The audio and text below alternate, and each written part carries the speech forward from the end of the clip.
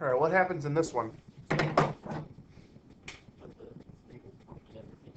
Everything. This negative 4 is going to the 1, to the 3, and the c. So I'm going to get 1 to the negative 4th over 3 to the negative 4th, e to the what? To the positive 8th. Okay, so that one's all right the way it is, but I don't like these negative exponents floating around, so what do I do with those? Yeah, this one's got to go down there, this one's got to go up there.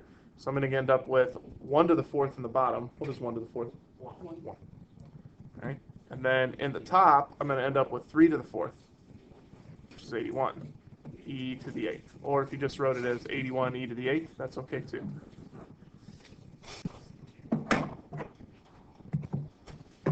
Same type of thing here. This negative 3 goes to everything in here, this e and the 2. So I'm going to get e to the negative 6th over a 2 to the negative 3rd. So what do I do with that? Yep, since they're negative, they're going to have to come down. So this one's going down, this one's going up.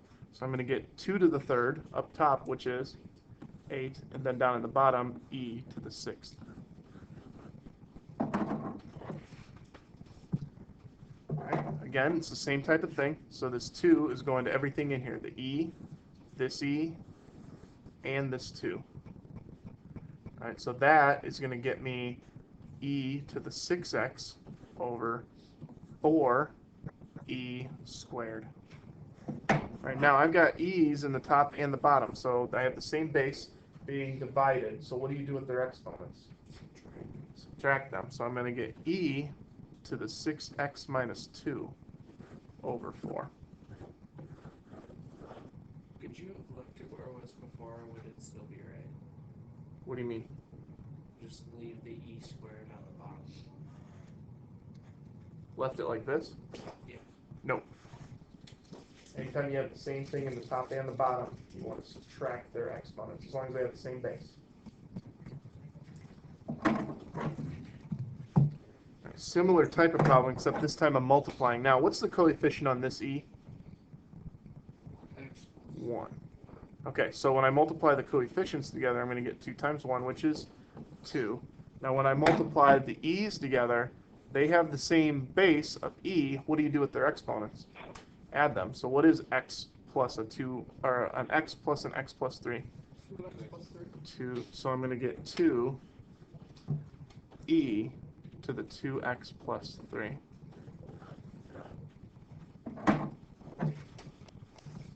Okay, this one's a little tricky. What's the exponent on this e in the numerator? 1. So these have the same base. So what do you do when you divide two things with the same base? Subtract the exponent. So I'm going to get e to the first minus bottom, the whole bottom. So that's why I'm putting in parentheses. All right, now when I distribute that negative through, I'm going to get e to the 1 minus x minus 1. That's e to the negative x. But I don't like a negative exponent, so I move it to the other part of the fraction, so I'm going to get 1 over e to the x.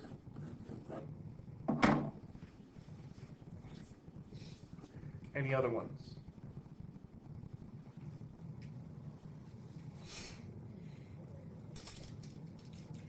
All right, logarithms.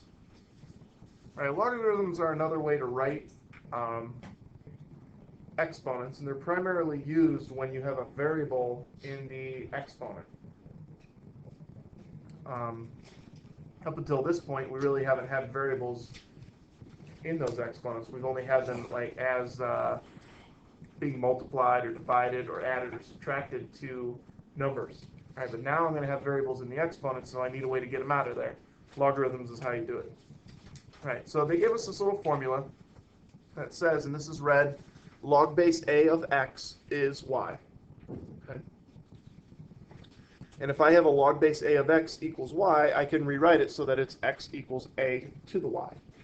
All right, now, I always thought that that was hard to remember, and then a few years ago, I had a student say, oh yeah, I just loopy swirl that. I don't know what that meant, but it seems to be pretty easy for people to remember. So the way that you go from here to here is they say, all right, it's a to the y equals x. They loopy swirl it. So I get a to the y equals x. So now you will all be loopy swirling.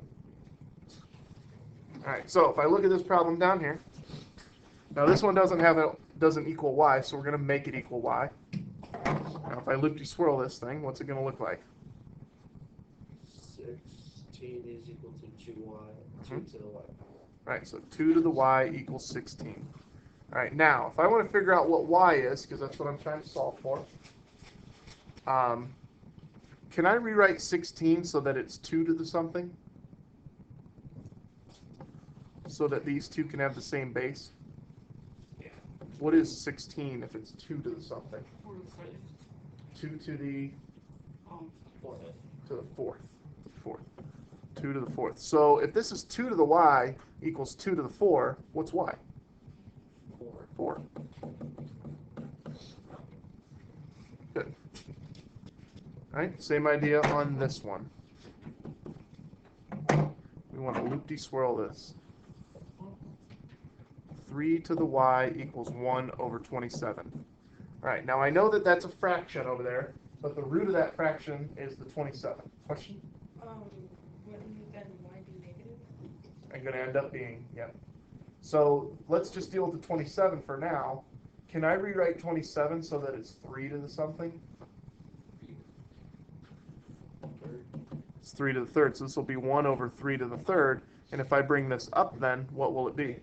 Negative 3 to the negative 3. Right, so what's y?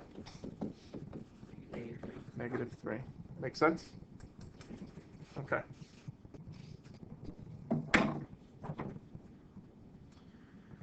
All right, if I let this one equal y, and we loop-de-swirl it,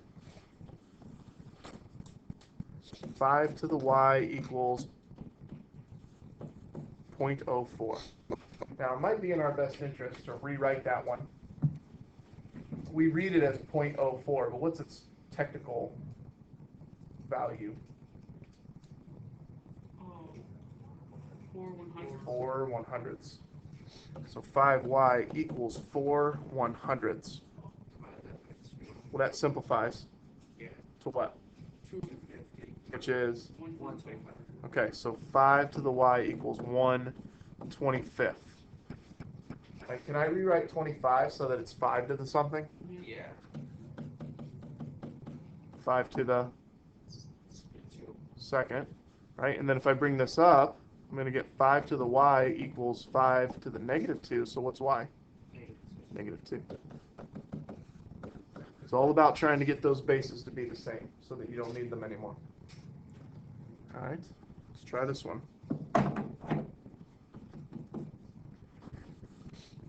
1/2 to the y equals 8. All right, so you always want to try to make the bigger number into the smaller number. All right, so what number am I going to try to turn the 8 into? 1/2? 1/2. No. I would like 8 to be in what kind of base form? 2. What is 8 if it's 2 to something? 2 to the third. Good. So I'm going to get 2 to the third equals my 1/2 to the y. How can I rewrite this? It's going to turn out to be that way. What to the negative y? Yep, because I could rewrite this, and the step that you're skipping, but you're doing it right, is 2 to the negative first to the y equals 2 to the third. And when I have a power to a power, what do you do with those? So negative 1 times y is, so I'm going to get negative, or 2 to the negative y equals 2 to the third. So that means that negative y equals 3. So what's positive y? Good. Right, and this one, if I let this one equal y and loop-de-swirl it, I'm going to get 9 to the y equals 3. Right? Which one am I turning into something else? The 9. It's always better to go bigger to smaller. So how do I rewrite 9 so that it's 3 to the something?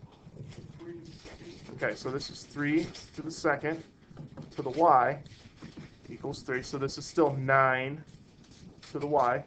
And then this is power to power, so I get 3 to the 2y equals 3 to the first. So what do I get? Yep, because 2y equals 1. Divide both sides by 2. Y has to be 1/2. Pretty easy? Okay.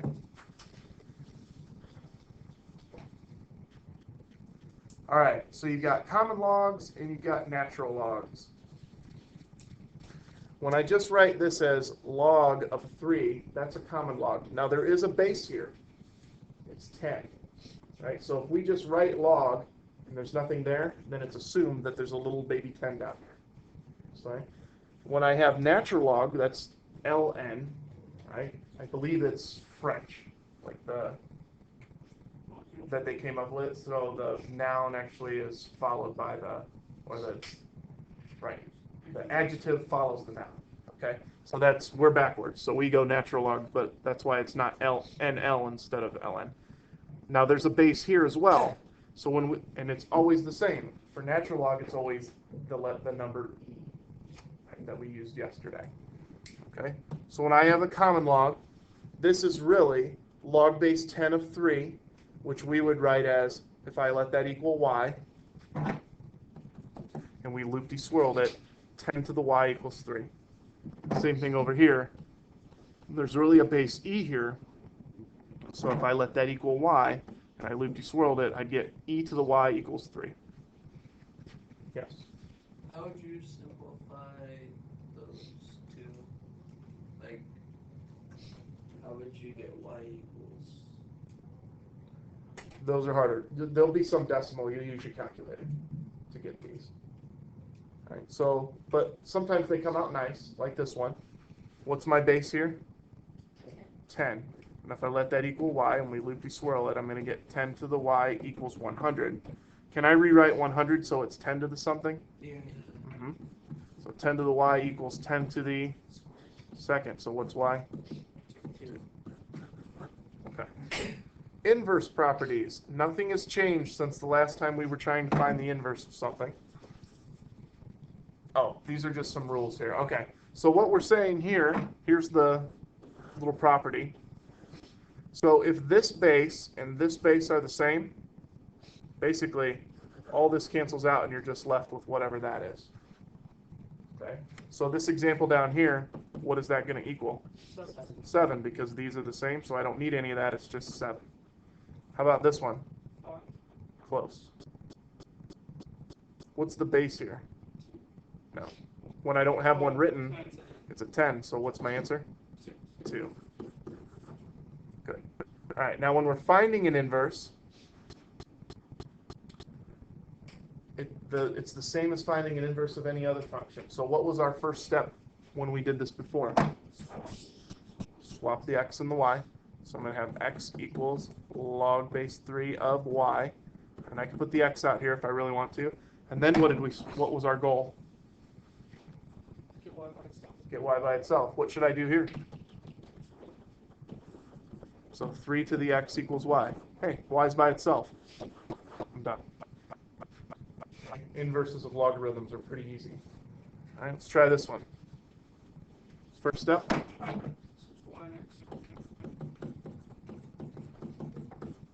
right, and I can put the x over here. All right, now what? What's the base on this natural log? Natural log. E. So now what do?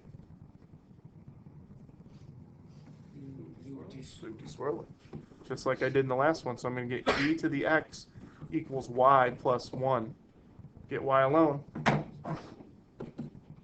So e to the x minus 1, that equals y. That's my inverse function. Pretty simple. So don't change your plan. When you're still trying to find the inverse, you're still doing the same thing. You swap the x and y, get y alone. Yeah. What happens to the log and the natural log symbols? All right, now remember, they're just a function, like addition is a function or subtraction. That doesn't mean the natural log times x plus 1. It means the natural log of x plus 1. So I'm taking something and putting it into the natural log function. Would it still be in our answer, though? No. No. In fact, you undo functions with other functions, like what undoes addition, what undoes multiplication, what undoes square rooting, squaring, what undoes natural log. Well, the good news is your calculator is like a cheat sheet for you. With the exception of addition, subtraction, multiplication, and division, your buttons are, your second function on your buttons are going to be the one that undoes it. So when you have squaring, it's always the same button as the square rooting. Unless you have TI-89, that doesn't work that way. But you're, Should be big. what's that? Yeah, because the second EX is the opposite of that one, and Correct. 10X is the opposite of log. Right. So how do you undo a natural log? With what? 10X. Natural log. Oh, yeah. E undoes natural log. What undoes log, common log? 10. 10. You just plug in like the number that you have, and then that would be Well, think about the property that we just did up here. All right. So if I have natural log of 6, and I wanted to undo that, okay? What undoes natural log? E. Okay. What's the base here? E. So if I make this the exponent of my E, well, according to this property, as long as these match, what do I get? 6. So the E undoes the natural log. What'll undo E? Natural log. Which we will do when we start doing the equations. So we'll go with that then. Right. So if we need to find inverse of a natural log 6, You would E it. you would just multiply it by E.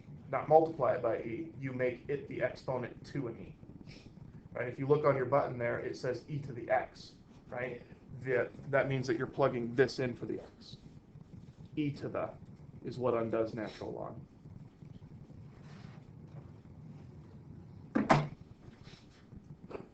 Okay. What undoes sine, according to your calculator? Inverse of sine. Inverse sine. Okay. So your calculator is kind of like a little cheat sheet for what undoes what, with the exception of addition, subtraction, multiplication, and division. They have their own buttons. Yes. Isn't the opposite of sine, isn't it, what's the one I'm looking for? Like instead of opposite over hypotenuse over opposite. Right, but they don't undo each other. They're just related to each other. So sine and cosecant are reciprocals, but they're not inverses. So sine to the negative first power. That's not what that's saying. It looks like that. When it says sine to the negative first thing, that means inverse sine. That is not the reciprocal. You won't get the reciprocal when you type that. Like I put 6 sine. I get the number back out. This, when you have sine inverse of x, this is not the same as cosecant. Well, yeah, I know that. Not the same. Okay. You want cosecant, that's 1 over sine. That is not what this is. That's 2 different things.